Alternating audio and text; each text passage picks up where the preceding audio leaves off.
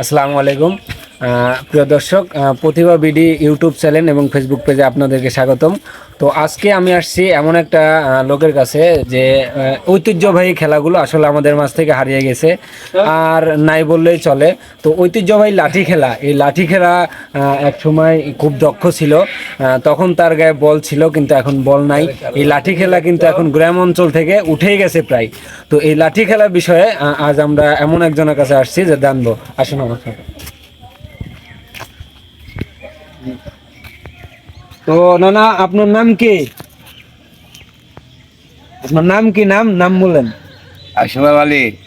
ও, তা আপনি এক সময় অনেক লাঠি খেলতেন না?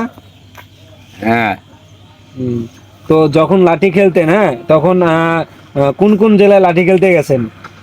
কোন কোন গায়ে? হ্যাঁ।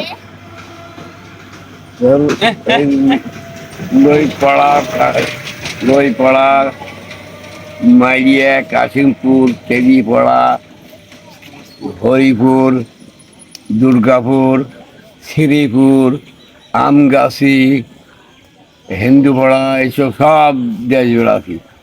তো লাঠি যখন খেলতেন তখন টাকা পয়সা কেমন দিত আপনাদেরকে?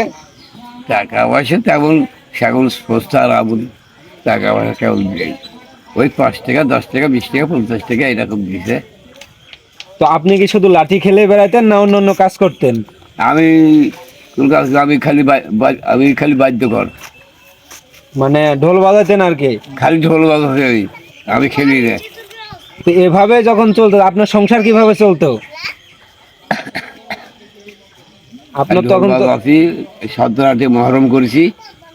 না, আমি বলতে চাচ্ছি যে তখন আপনার সংসারটা কিভাবে চলতো, যে আপনি যে এই লাঠি খেলাতে এত সময় দিতেন, হ্যাঁ, তো আপনার তো পরিবার ছিল, সন্তান ছিল, তো তাদের ভরণ পোষণের যে একটা কাজ করা লাগে মানুষের, তো তখন কি কাজ করতেন আপনি? এই লাঠি খেলে এসে সংসারে কাজ করেছি।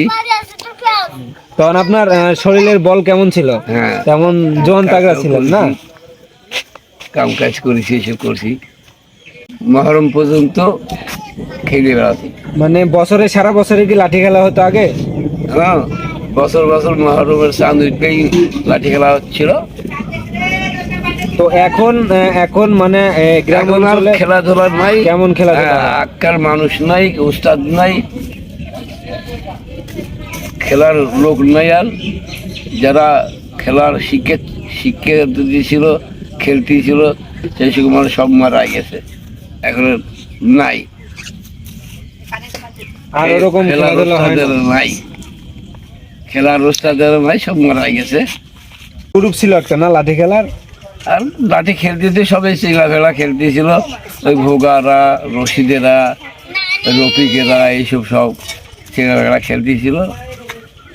এই যারা যারা খেলা শিখেছিল উস্তাদ, তারা মারাই গেছে। তো এরকম ঘটনা ঘটছে যে লাঠি খেলাতে যা এরকম দিন রাত এভাবে ওই জায়গাতে থাকা লাগছে, এরকম কি কোনো জায়গা থাকা লাগছে? দিন রাত খেলেছি আমরা, সকাল থেকে রাত 12টা পর্যন্ত খেলাধুলা হবে, গ্রামে গ্রামে দেশ বিদেশ বেড়াছি আর খেলেছি। খেয়ে দিলে হাতে একদম আমার সাথে শুয়ে থাকিছি, সকালে উঠে আবার গাঁয়ে বেড়াই, এইরকম। দর্শক, এখানে জানতে পারলেন যে আগে ঐতিহ্যবাহী একটা খেলা ছিল লাঠি খেলা। সেই লাঠি খেলে কিন্তু একটা সংসারও চলছে, এবং সংসারের পাশাপাশি সে লাঠি খেলে বেড়াইছে দেশ বিদেশে।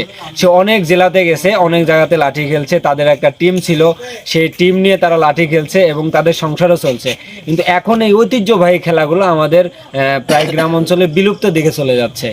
তো এরকম নতুন নতুন গল্প, নতুন নতুন মানুষের প্রতিভা যদি আপনারা দেখতে চান, তাহলে অবশ্যই প্রতিভা বিডি ইউটিউব চ্যানেল এবং ফেসবুকে অবশ্যই আপনারা লাইক, কমেন্ট, সাবস্ক্রাইব করবেন এবং নিত্য নতুন ভিডিও দেখবেন। ধন্যবাদ।